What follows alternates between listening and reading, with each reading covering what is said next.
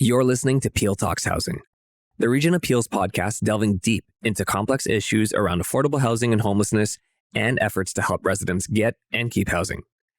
Episodes will feature residents with lived experience, Region Appeals staff, our partners, academics, policymakers, and other leading voices in the affordable housing sector.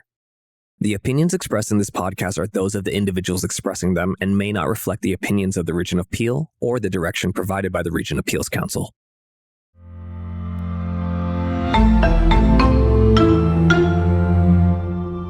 Hey everybody, my name is Axel Villamil, and we're here on Peel Talks Housing, focusing on why we need to think beyond traditional purpose-built rental development to increase the supply of affordable housing. Today we have some amazing panelists joining us, but first I'll let them introduce themselves, starting off with Jim. Hi, I'm Jim Dunn, and I'm a professor at McMaster University in the Department of Health, Aging, and Society. And right now, the biggest thing I'm doing is running an organization called the Canadian Housing Evidence Collaborative. And we serve as the hub for a network on housing research. It's funded by CMHC. And we're focusing on capacity building. So that's building up the next generation of housing researchers, data capacity building, and also mobilizing knowledge. So once we learn things from research, getting them in the hands of people who can make decisions with that research. Happy to be Amazing. Thank you, Jim. Paulina. Hello, everyone. My name is Paulina Mikicic, and I'm a planner with the City of Mississauga, and my formal title is Manager of Planning Innovation. And I oversee a group of staff that is actually implementing housing initiatives at the local level. This may sound easy. It is challenging because the city has no statutory authority to implement housing. That is actually the purview of the Region of Peel. But we found that we can actually influence and create more affordable housing. So one of the projects we're working on right now is increasing housing choices in neighborhoods. Amazing. And last but not least, we have Marcel. I'm Marcel Leclerc. I'm the broker of record for Heritage Realty and the president of Chelton Homes. For Heritage Realty right now, in terms of the housing, we're working on updating our rental program for a converted Catholic church. And we're also, for homes, we're working through a new 6-story condominium on Plains Road, which has the potential to be rental units. Amazing. Thank you all for your intros. Would love to dive into the first question, and it's how can we diversify the built housing in neighborhoods? What about living arrangements such as home sharing that help to maximize opportunities in existing housing stock? Now, any of you, whoever you have an answer, you'd like to jump in, please go ahead and start the conversation. The official plan and zoning for most cities in North America after the Second World War became really restrictive rather than permissive. And that is exactly what we're trying to do. See how we can actually introduce other forms of housing that 100 years ago existed in the city. So the challenge is that our existing regulations typically are protecting neighborhoods and not allowing change and causing a great deal of challenge. But we've been working on various different ways and really removing any barriers. That's our goal, is to remove any barriers to be able to promote this type of housing. I agree that diversification is definitely needed. And, we actually have relatively few choices, right? We have a very limited set of choices related to housing. I think the one caution I would have is not to get too excited about any one great idea, right? A lot of people will get behind a particular new great idea, be it home sharing or tiny homes, and this is going to be the solution to all of our housing problems. It's probably not, right? It is going to give more choice, and those choices might actually be appealing to some people depending on their taste. And so, yeah, absolutely, there's a rule for supplying those. But it's not going to work for everybody. So home sharing, that's an interesting concept. I know that there's legislation in Ontario that's made it easier, particularly for older adults, to do that sort of thing. And there's definitely some pathways to get there. The thing I worry about in that kind of instance is, first of all, it's not a solution for everybody. Not everybody's going to want to do that. It's probably a relatively small number of people are going to want to do that. And the real difficulty is, how do you protect everybody that's involved in that? What if somebody amongst the home sharers has a silent stroke and starts to decline in their functioning, right? The whole notion of home sharing is that there would be, or one of the notions of it is that there'd be some mutual support that takes place of an informal nature. What if the support burdens for one of the roommates actually become more too burdensome for everybody else? Who's going to take over? What if the family doesn't step in? So there's, that one strikes me as one that has a lot of risk. So I really think that we need to better understand the acceptability of these kinds of things, and by all means, we should definitely diversify. But how are we going to meet the total need? How are we going to scale these at a level that's going to actually meet the total need? How can local/regional governments help support affordable housing solutions within established neighborhoods? And how do land use planning processes and the building code actually play a role? Maybe I'll take a stab at this. I agree with you, Marcel. It isn't easy, and it is about balancing. And so my section and the planning department was created to deal with those issues, with those kind of silos, and address them. It's called innovation. And innovation means you work really hard and you butt a lot of heads inside and outside. But we need the development industry. We're not building the supply. So we need them to work. And we're trying to see what makes sense as of right, ultimately. That would be the goal. Jim, you referred to the legislation that the province approved, essentially requiring us to allow additional units. So for every detached, semi, and townhouse, we're in effect supposed to allow a total of 3 units. And this could be in the form of garden suites, laneway homes, various arrangements, duplexes, the range is quite vast. The challenge is, if you look at Mississauga's topography, we have very limited lanes. So we have to come up with a solution that works for us. And another thing that we're doing that may be different from other cities, we're actually analyzing the true economic impact of those outcomes. Because just because you allow 3 units on a site doesn't mean they're going to be affordable. What needs to happen? And things like home share, and dare I say that word, lodging houses, may be more affordable, but politically they're very challenging to implement. So again, we have to balance parking requirements, the need for privacy, open space, but our goal would be ultimately to have more as of right permissions. Yes, I agree with that big time. More as of right zoning on arterials for multi-level would be a great innovation, because right now we have a stranglehold that's being created by single detached dwellings and the planning process, which allows the existing owners of those single detached dwellings to oppose almost anything. And so we have a system where essentially we've baked in immense rights to opposing any new development into the existing homeowners in a community. And as a result, this is based on the historical planning practice, which segregated multi-unit from single detached. We have a situation where people, for instance, if they want to move to a more appropriate housing as they get older, they actually have to leave their own community. And we don't have the availability, for instance, to convert existing single detached in a land assembly or something like that into gentle density, because essentially it can be opposed. You can have a 101 foot wide lot on shade land that has an original home built in the 40s. There's no sidewalks. You couldn't get a secondary dwelling on there. You couldn't take it down and put 2. You couldn't put 3, which it would suit fine, but you couldn't put 2 houses. You would be tied up for years trying to do anything with that, and it makes no sense. And you're exactly right, Jim. It's not about 30-story towers. People want more ground level living, and you could do that so easily just by giving as of right zoning. And for a house, go from a 35% lot coverage to a 50% lot coverage. Still have lots of green space. And you could put up to 3 stories. You could get 2 extra dwellings in all kind. You'd probably put in 10,000 new homes and not have to increase your sewage, your roads, anything. The interesting part is the people that are opposing it don't actually understand it would increase their property values. Instead, they all say, "Oh, I don't want that there. It's gonna negatively impact my property value."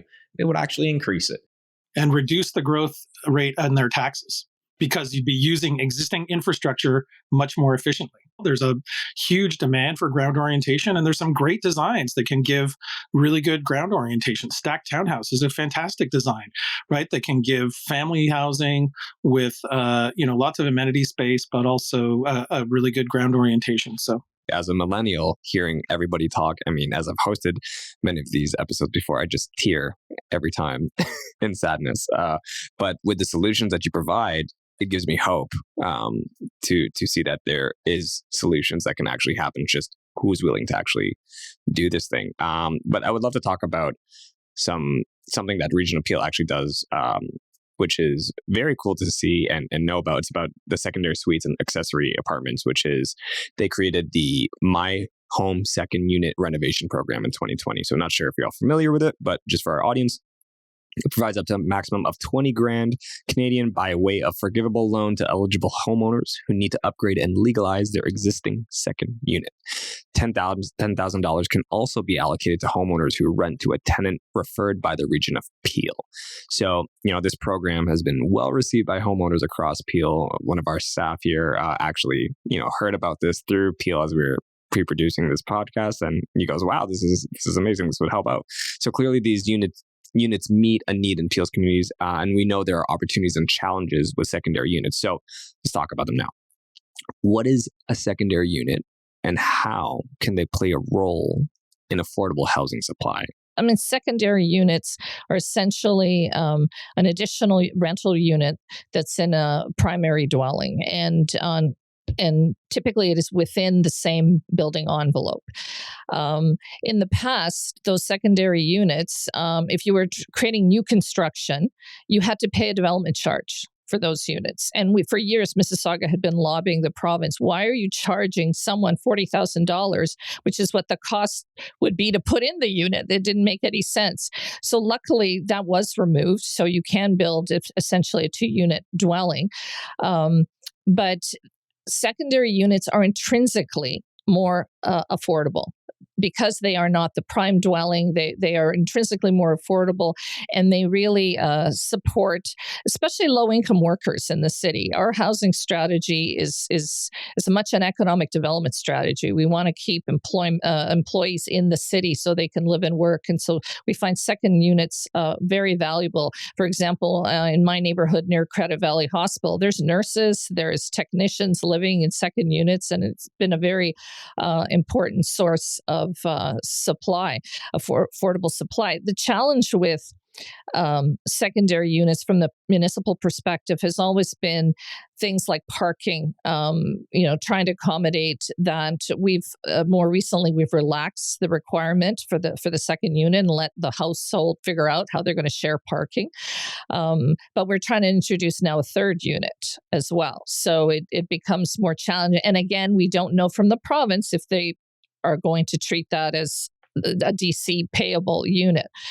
But parking is a significant one. So I'd like to see a program that also supported the creation of new units as well, not just, it's very important to upgrade the existing ones, but ideally it would be nice to encourage people to actually build new ones. Problem that you have with all those illegal units and a lot of people that do the secondary units is they don't actually do it right. And the reason they don't do it right is because they don't apply for a building permit, because it's just going to get them turned down in most cases anyway. So they go ahead and convert it. They don't do any of the sound barrier insulation between the lower level, upper level. They don't do fireproofing. They don't do separate heating and separate hydro units because they're just triggers for them to get shut down. And so you have people that are living in secondary units that really aren't great units. If you want to improve people's lives, give them a nice place to live. It doesn't cost a lot more to do it right. And when you do those basics right, the first time, you're going to have longevity on that secondary unit, and you'll attract the workers. They can stay in the community. They can work there. They can, you have single parents. You have your child's not upset about living there because they can actually go to sleep at 9:00 at night and not hear everybody running around upstairs. You have to do it right.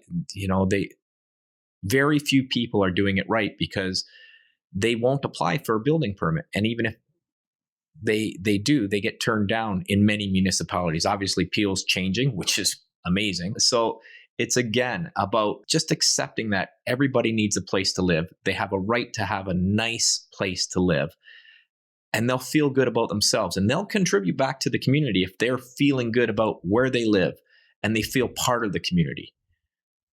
If they feel substandard, they're going to behave that way.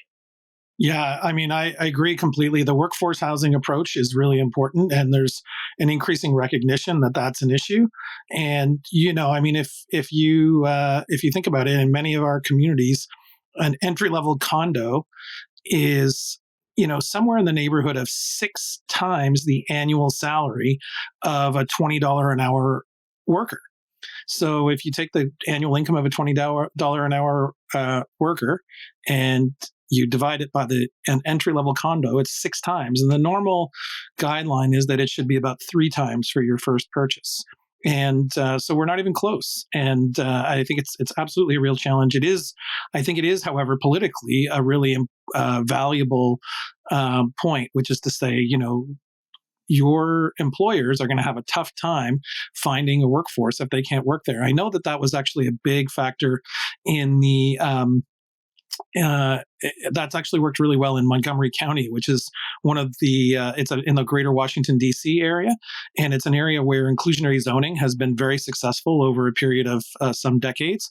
And one of the things that actually made it successful, and one of the things that garnered the political support, was this argument about workforce housing, right? That essentially this was, and I'm not talking about, Fort McMurray kinds of trailers or anything like that. When I say workforce housing, I'm saying housing that people who work at a living wage can actually afford, right? And so, in a living wage in the kind of Western GTA is probably in about the $18 to $20 an hour range. Coming in from a very fresh perspective, hearing what you're all saying is very eye-opening, because it really does affect the communities down to a very, very different level. It's just not a place to stay, but it's a place that affects you and your lifestyle and how you act in your community. So, the better we can do for our housing and provide affordable housing, the better our community will actually be. So I love how that, was all brought up. So the next topic I actually do want to talk about is the existing stock of privately owned affordable rental housing. We recognize that the stock is outside of government investment and is an important factor in the health of our communities, but should we preserve it? How can we ensure it remains available to people who need it? The city of Mississauga has actually implemented a rental protection bylaw. And the main impetus for that was we, as you know, have a LRT coming along here, Ontario. And there was concern, we have significant purpose-built rental stock in that corridor. So there was a concern about losing that through redevelopment. But we actually introduced a citywide rental housing protection bylaw, which protects rental buildings with 6 or more units. So essentially, you have to replace those the affordable units in new construction, and that's similar rents. They don't the GFA or the floor area doesn't have to be the same, but a 1-bedroom is replaced by a 1-bedroom. We also introduced a demolition control bylaw around the same time, which prevents the premature demolition of existing housing. So as a lower tier, we have those powers. So our first goal in our housing strategy was really about protecting the existing stock. I have a 7-unit affordable housing geared towards seniors, and I can tell you it's not sustainable from a private party's ownership. We're losing money.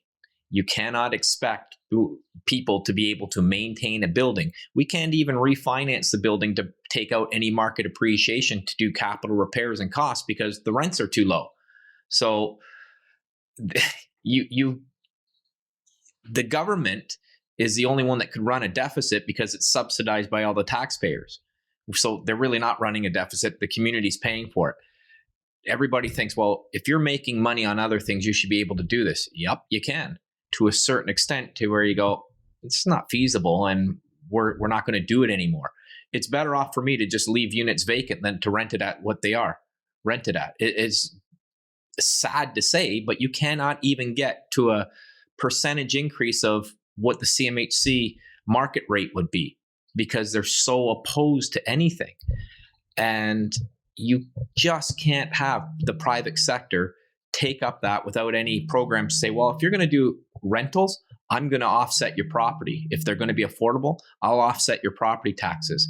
If you have actual capital costs, we're going to do something to allow you to do it. Like if you have to do brick repair, you can't fake that. You can look at it and say, okay, I do this. So I either need to get rent to be able to do that, or I have to have some sort of cash injection somewhere other than our own pockets all the time. So if you want the private sector to invest in rentals, anything would be considered affordable these days if you could do new rentals, in my opinion. But if you want them to be below market, you have to have assistance from the government, and not assistance that ties your hands for 20 years. Because your HVAC systems will need replacing in 10 to 15 years. Like nobody thinks of that. You can't expect people to continually do just it because it's a good thing. At a certain point in time, they're going to go, yeah, it might be a good thing, but I've done it for a decade and I'm out because all I do is get kicked in the shins every time I try to do something else. So you really do need someone like, how you're talking, Paulina, that works with people and takes a pragmatic approach, not to say, well, there's a rent freeze due to COVID and 2 people have moved out, so those units are vacant, but I can't put the rental up for someone new coming in who would actually save themselves $800 to $900 a month by renting in our unit versus somewhere else. So I'm better off to wait 2 months until January when the rent freeze is done.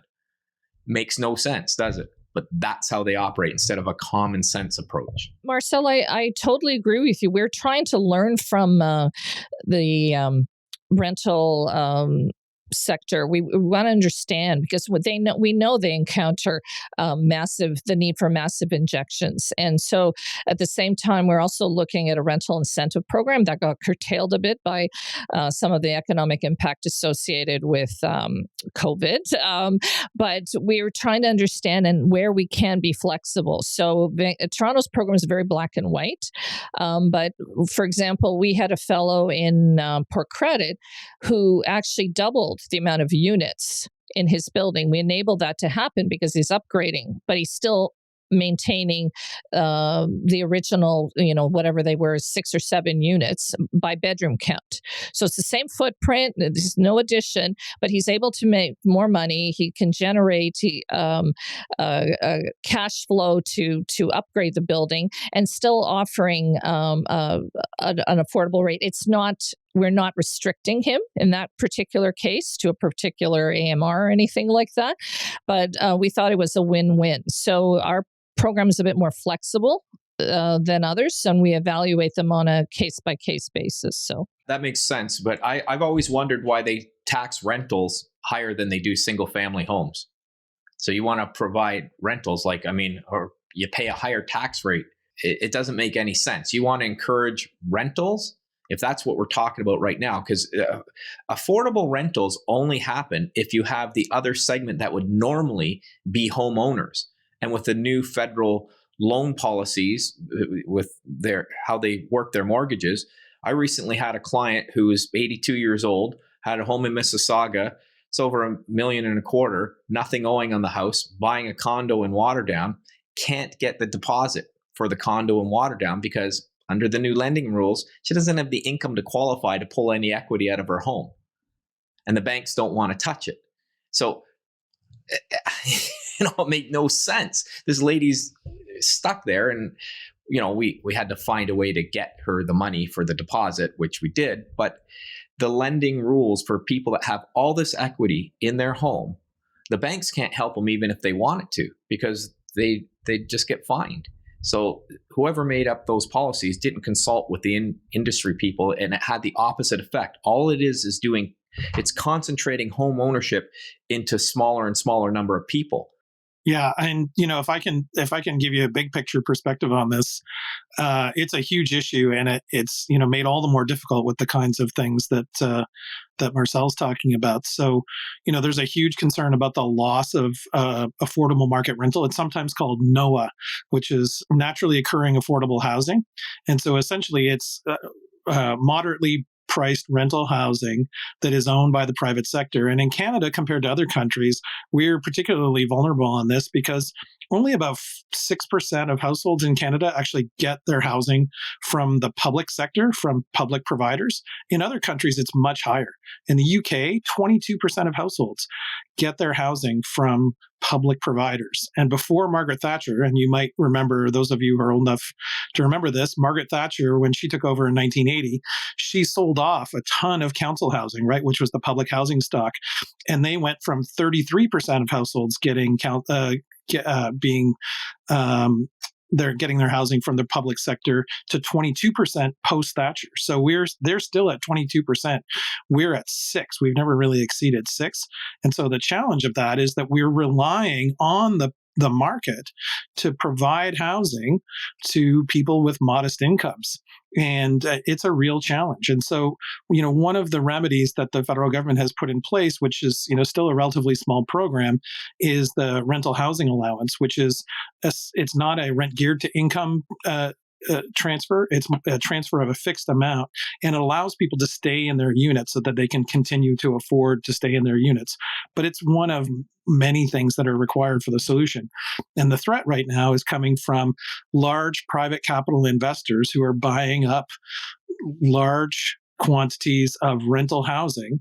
They're squeezing the existing tenants out, and and then jacking up the rents. Then they pull out the additional equity that comes from the improvements that they made and the higher rental tenants.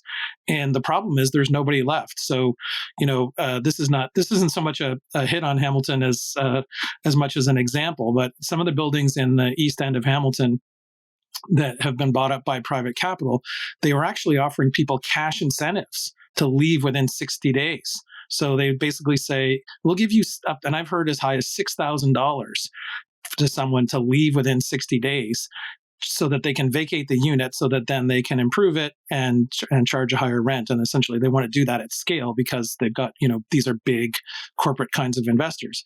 And so the difficulty is that the person who's paying, $700 a month for a one bedroom in one of those buildings, $6,000 might sound like an enormous amount of money to them, but there's nowhere else for them to go and still pay $700. So, and I totally appreciate the perspective that Marcel brings, given that the very small landlords are squeezed on all of these things. And so we really do have a bigger problem and I'm just kind of trying to put it in a broader perspective, that we do have to address these kinds of things. So Jim, you're bang on right about what you just said with people buying it. But if you look at the housing stock they're getting, it's dilapidated because the rules for rental increases wouldn't have allowed the previous owners to actually invest in the property and maintain a rent that would actually pay for that reinvestment. You want to solve the housing crisis? Do all the things we talked about earlier. Get your approvals done in a timely manner. Don't make it a 3 to 5 year plan to build new stuff. You're at least 10,000 units behind a year for the demand, and you do it by inclusionary zoning and changing our antiquated rules. You get more housing, the rentals will become more affordable because for the lower income, because the people that actually have a moderate income can actually buy something. There's nothing to buy. You go on an offer presentation, you got 15, 20 people you're competing with. And the 5 people that already own 6 homes are the ones that are going to outbid those other 15 that are buying their first home. They have no chance. Like no chance without parental or grandparents helping them out. You get rid of the supply-demand imbalance, you'll start creating affordable rentals because landlords will say, well, you know what? Instead of getting $3,000 a month, I've got 7 vacant units. I'm going to rent them out at $2,200 because it's better. And that'll drop the rental increase or rental demand, and it'll drop the price. You just have supply-demand imbalance, and it's because you're not getting enough product to the shelf, not enough diverse product. So until you fix the supply chain issue, everything else, yeah, they're going to be little drops in the bucket. They do help, but they're not enough. And to be fair, one of the new things that's occurred in the last few years that simultaneous with all of this is the introduction of Airbnb and other kinds of vacation rentals, which have eaten up an enormous amount of potentially affordable permanent housing stock. So, if you want to get a sense of this, just go on Airbnb and look on a map, neighborhood by neighborhood across the GTA. And there's plenty of units that could be regular, affordable house, modestly priced market housing for people that are instead being rented as Airbnb. And, the introduction of regulation for that is a good step. But, one could argue that we could go quite a bit further. And in fact, it's becoming if it's more profitable for someone to use their unit as Airbnb than it is for regular housing that's affordable in the market for people who have even middle to modest income, then what are they going to do, right? They're going to do that. So it's another big variable that the market in terms of construction and other parts of the system have really not adapted So to. it looks like we got a lot of amazing perspectives. I think we understood a lot that it's a very sticky situation, politically down to the capital level. So as we wrap up on this final note, I would love that each person in one sentence gives me their number one takeaway from this conversation. And I would love to start with you, Jim, and then Paulina, and then Marcel.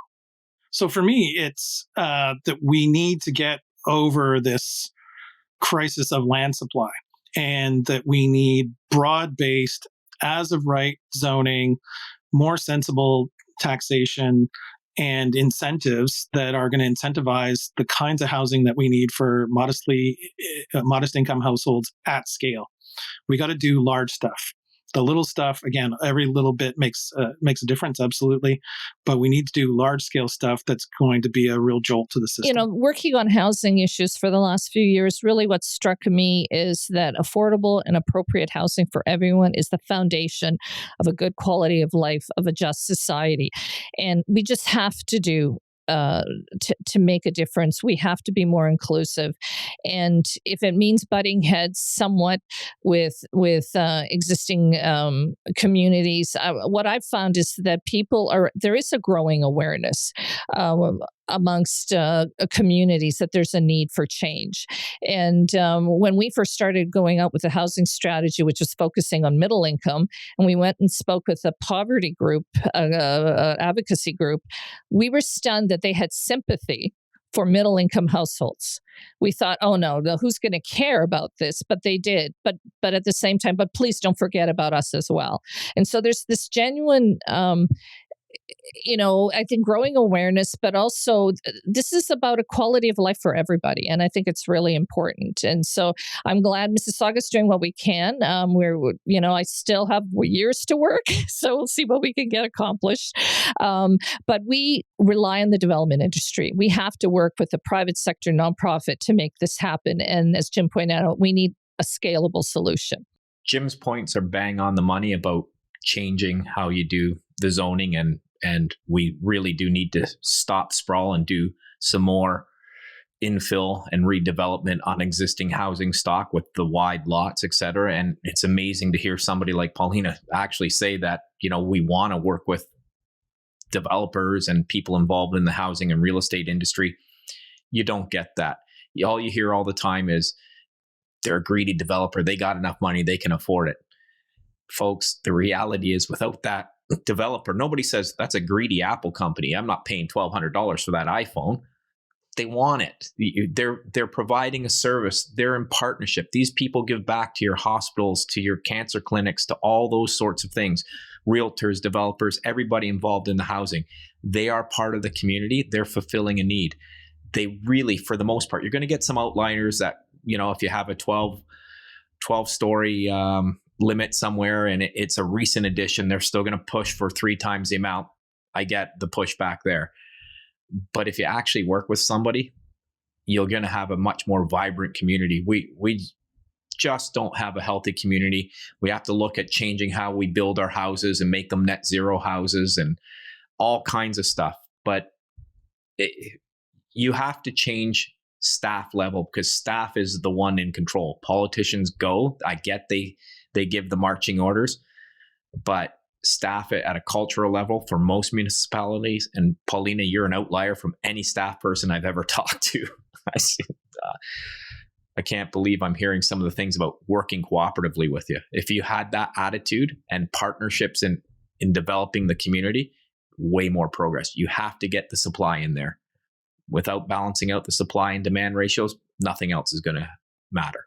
Amazing. Well, that wraps up this episode of Peel Talks Housing. Thank you so much to our amazing guests, Jim Dunn, Marcel Leclerc, and Paulina Mikic, for their amazing input and insight on this discussion. And I also want to thank you to our listeners for listening in. You can find information on our podcast at peelregion.ca, and you can join the conversation on the Region of Peel social media accounts. I'm your host, Axel Villamil, and thanks for listening.